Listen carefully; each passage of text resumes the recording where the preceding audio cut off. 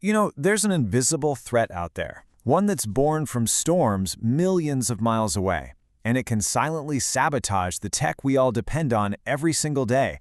And no, it's not some new kind of software bug or a traditional hardware flaw. It's something much, much bigger, a kind of cosmic interference. So let's get right into it. Now, this is the very first part of a 5-part series, and we're basing all of it on this really incredible report. It's called Real-World Examples of the Negative Effects of Solar High-Energy Particles Causing Single-Event Upsets on Earth-Based Systems. Yeah, it's a mouthful, I know. It's by a group called RFI Detectives, which is part of Virtualization Options LLC. And they have documented some truly wild cases of these particles causing absolute chaos, which is exactly what we're going to unpack. So just think about this for a second. What if a storm, one happening on the surface of the sun, a full 93 million miles from us, could just reach out and crash your phone, or your car's navigation, or maybe even take down part of the power grid, all without a single warning? It sounds like science fiction, right? Well, as we're about to see, it's very, very real. To really get how this is possible, we have to start by looking up, way up, and understanding the wild cosmic environment our planet is constantly swimming through. The term for all this is space weather. And we're not talking about rain or snow here. This is a constant blast of energy and particles streaming out from the sun. We're talking about huge solar flares and these things called coronal mass ejections. You might hear them called CMEs. They are just gigantic explosions of plasma that hurl these high-energy particles all across the solar system. What's really fascinating is that the sun isn't always the same. It kind of breathes on a roughly 11-year cycle. And when it hits a period called the solar maximum, it gets way more active. That means more frequent and much more intense particle events. Basically, more cosmic storms are headed right our way.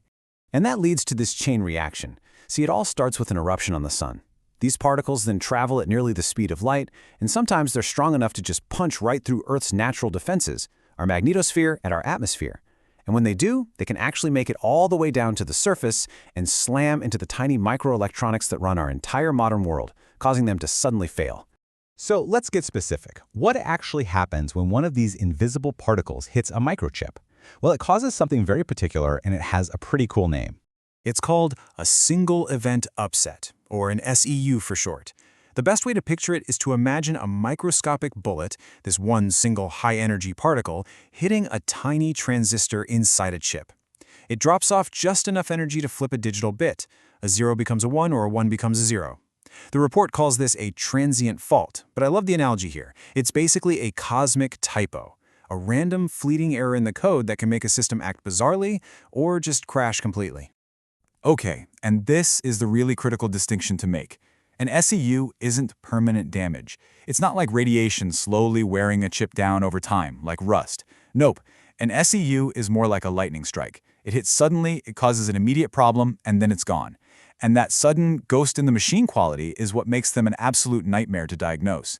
Your system is working perfectly 1 second, and the next it's totally frozen, all because one invisible particle from the sun decided to pay a visit. Now, you might be sitting there thinking, okay, but hasn't this always been happening? And you'd be right, it has. But the reason we're talking about it now, the reason it matters more than ever, has everything to do with how our technology has changed. And here we arrive at the great paradox. As we've made our computer chips smaller, faster, and way more powerful, we've accidentally made them more vulnerable. Smaller transistors and memory cells just need less energy to get flipped by one of these particle strikes. So our greatest technological achievement, miniaturization, has in a way become our greatest weakness against space weather. So who's in the line of fire here? Well, basically everything. I mean, all of our critical modern infrastructure. Satellites for GPS and communications are the most obvious. They're out there, totally exposed. But that vulnerability just cascades right down to Earth, to the aviation systems that need that GPS, to the power grid with its super-sensitive control systems, and to every last cell tower and data center. They all share the same hidden weakness. And look, this isn't just some abstract theory. We have seen these cosmic typos cause massive, real-world problems before. History has given us some pretty serious warning signs. Way back in 1989, a huge solar storm actually knocked out the power grid in Quebec, Canada. And at the same time, it caused a big spike in these SEUs in satellites.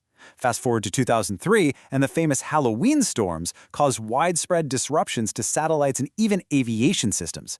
And if that's not enough, a recent study from 2024 confirms that our planet's magnetic field, our main shield, is actually getting weaker over time, making us more and more vulnerable. Okay, so we've laid the groundwork. We've established the threat, we've seen how it works, and we know it has happened before. So where do we go from here? Let's take a quick look at the roadmap for the rest of this series, because this is where we're going to get into the really deep, specific cases. In the upcoming parts of this explainer, we're going to go deep into the real-world examples from that report.